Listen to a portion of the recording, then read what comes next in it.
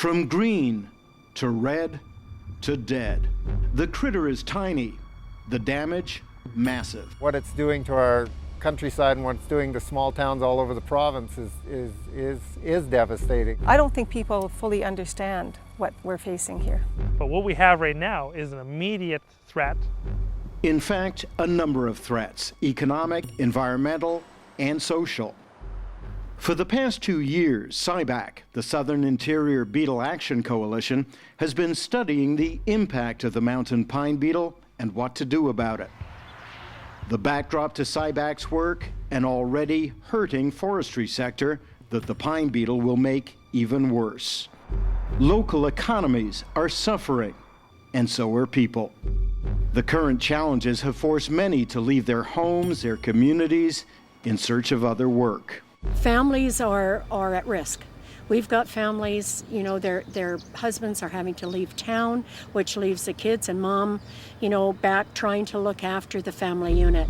It's brutal right now in the Boundary area, and that's our concern. So if we get hit again really heavy with beetle, then once again, where do you go with that? It's a question First Nations in the Southern Interior have already had to confront. 5 years ago, we had maybe 2 to 6% mountain pine beetle infestation on our land. Now we're at 85%.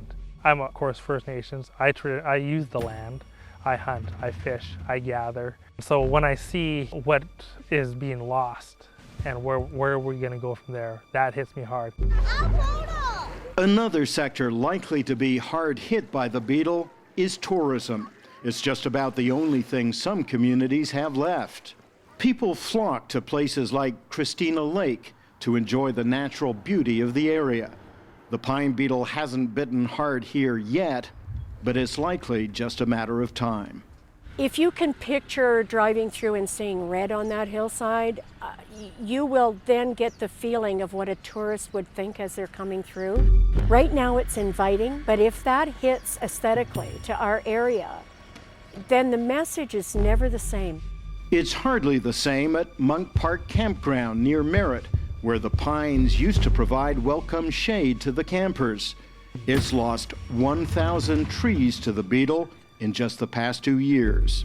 Apart from the obvious economic impacts, the most immediate threats can be summed up in just 2 words: fire and water.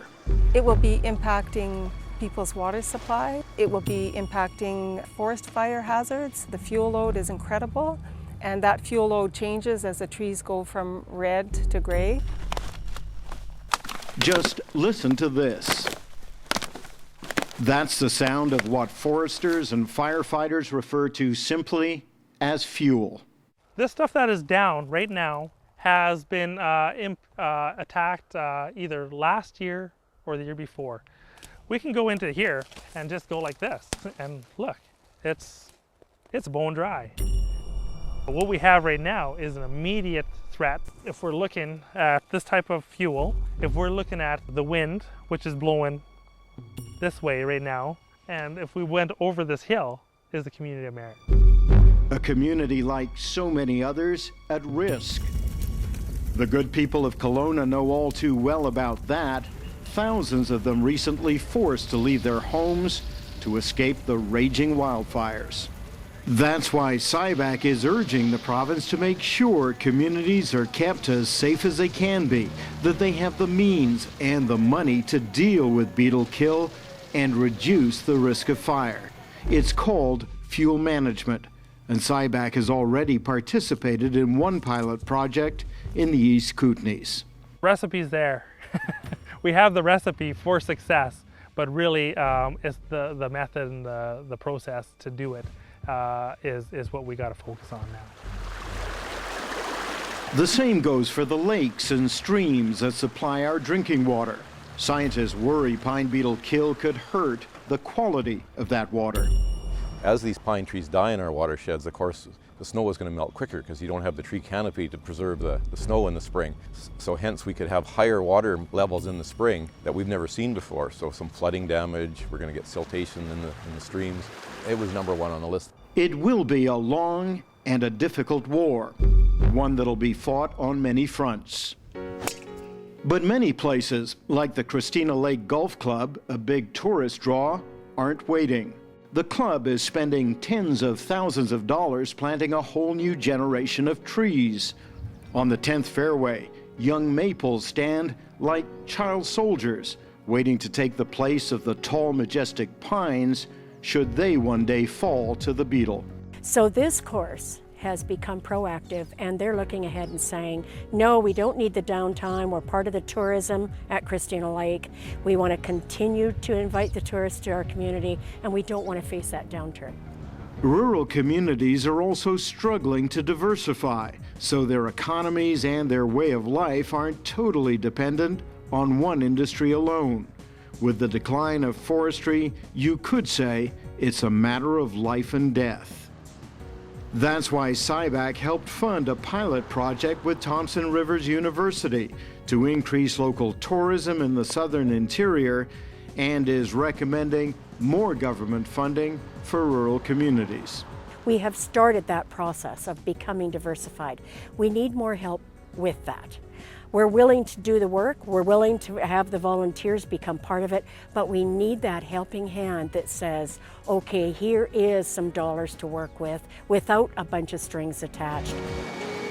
It's not just strings, it's red tape too that needs to be cut for companies that find ways to create opportunity from devastation. In Princeton, the Weyerhaeuser sawmill is still running, still turning out lumber, even though much of it carries the distinctive blue stain of the beetle. Cutting-edge technology ensures the company gets the most from every log, but even so, with beetlewood, there's always a lot more waste. And guess where that waste is going? It's going right next door to the Cogen pellet plant. These pellets, made from sawdust and shavings, are now exported all over the world, used, among other things, as fuel in coal-fired power plants. And as a result of that, are burning pellets to augment the coal and whatever that they are burning presently to in order to produce less of the nasty things going into the climate. The plant itself is actually powered by, well, by sawdust. To me, this is a perfect example of utilization of formerly a waste product. We're adding value to that product and turning it into a profitable product, and as a result, they're paying taxes, they're paying wages, and they're paying royalties and whatever. So it's a positive all the way around. But there's a problem. This innovative company is having trouble finding enough wood waste to make its pellets. Strange when you think of all the dead pine around. Sawmills are hurting, they're not running, so we have a problem with fiber. Hence, we're looking for new fiber opportunities. And here's where CIBAC says the province needs to act, needs to change the rules that lead to situations like this.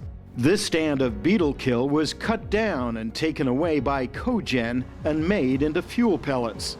The owner of the land, private land, was only too happy to see the trees gone.